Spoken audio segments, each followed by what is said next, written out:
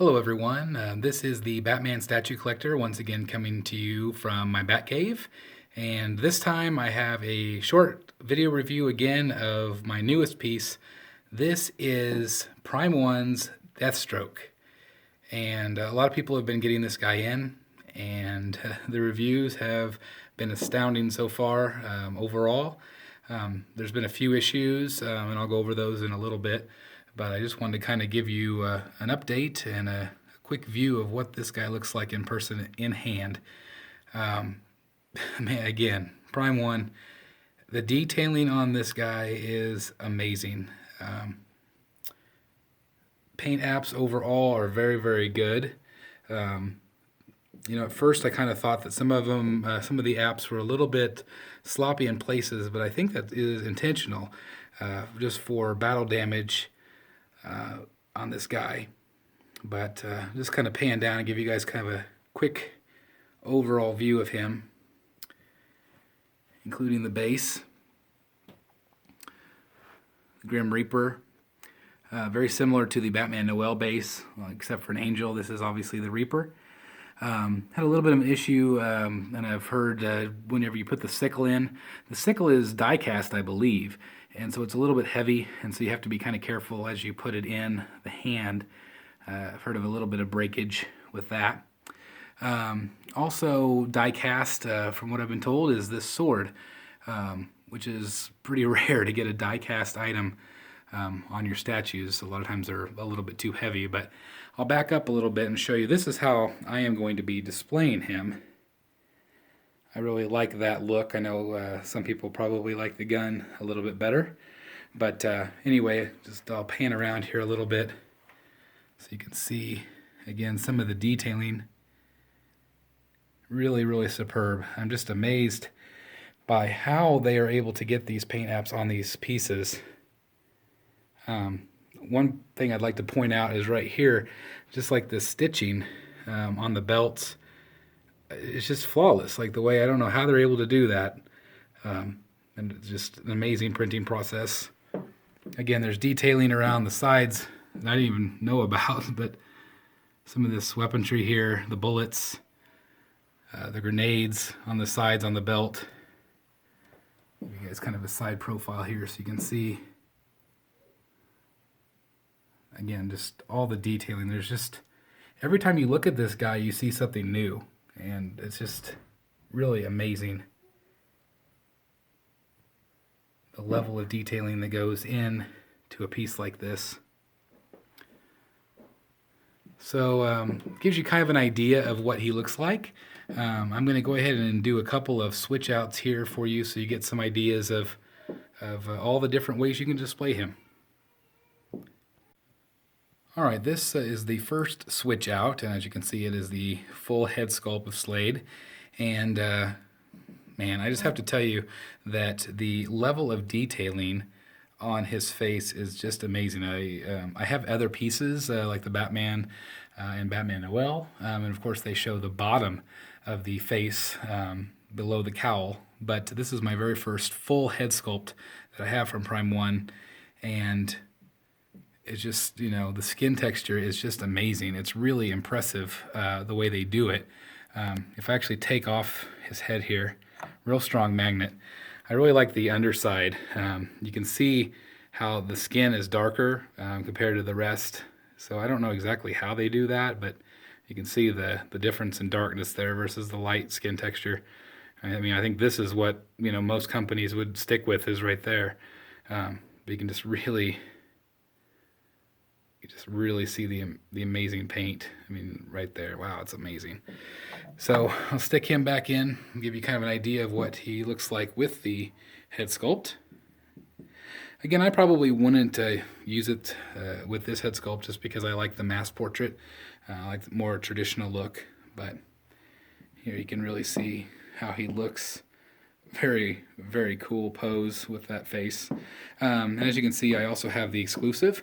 I really like the exclusive, him holding the bat cowl, but I also, over here I've got my Batman, so it doesn't necessarily make sense for me to have a cowl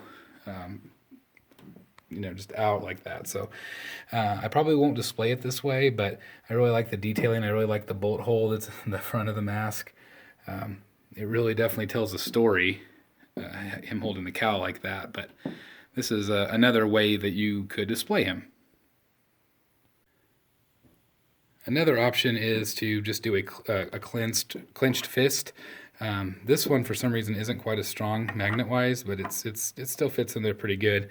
I don't know. Some people might like to display it that way, but I feel like if you have a way to display a weapon, that's a pretty great way to display your statues. So I won't display it this way, but this is an option. Okay, I've put another option of arms. This is the arm here that just pops off. Again, a nice strong magnet. This is just a closed fist. So I've replaced the mask and the sword, and you can go for something kind of like this. Again, I feel like that's a little underwhelming just because there's no weapon in his hand. I really like when he has something like he's getting ready to battle. So again, this is not an option that I would use, but it is one other option that you can do. Alright, so I think this will be a pretty popular option, him holding his giant gun here. I have him posed right now with the gun and the sword. Give you kind of an idea of what that will look like with that option. Of course, you can also switch this out. Some people may choose to switch that out and use the exclusive option like this. And again, that's a pretty amazing look also. I can see this look being very, very popular. It also kind of just depends on the amount of space that you have in your display area. The large staff, it takes up a lot of room. I have slanted ceilings in this room, so I have to scoot my cabinets out pretty far just to get it to clear.